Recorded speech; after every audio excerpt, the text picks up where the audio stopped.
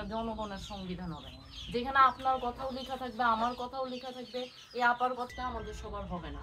এবং যা চলে আসতেছে যুগের পর যুগ ধরে ধরেন হয়। তো আমরা আমাদের রাজনৈতিক দল গঠন করা তো মানে পুরো দেশের ন্যাশনাল স্বার্থে, ঠিক আছে? তো আপনারা এখানে শিক্ষার ছোঁয়াটা একদম 99% থাকবে সেখানে। ওকে ওকে, সমস্যা নেই, মানে আমাদের এইটাই কিন্তু আমাদের ইতিহাস যে আমরা সব সময় সব বর্ণ সব এখন এখন বিষয়টা হয়েছে, হ্যাঁ আমরা সরাসরি কিন্তু চলে নাই, শুধু বিবাহ বুঝছি। চলে যায়। আমরা কিভাবে যখন ভাই বসেন।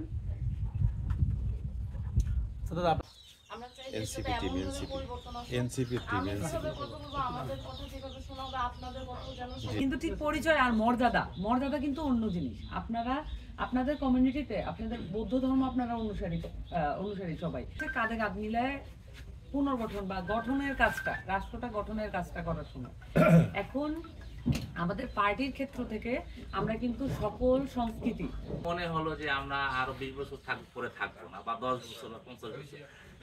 এখানে বিষয়টা হয়েছে, একটা গ্রাম থাকলে 20টা ফ্যামিলি দেখেন, 20টা ফ্যামিলি কিন্তু আমাদের প্রধানত কৃষি, তবে আপনার ই করেন। দাদা শিক্ষার ক্ষেত্রে প্রজনিত কি ফেস করতেছে?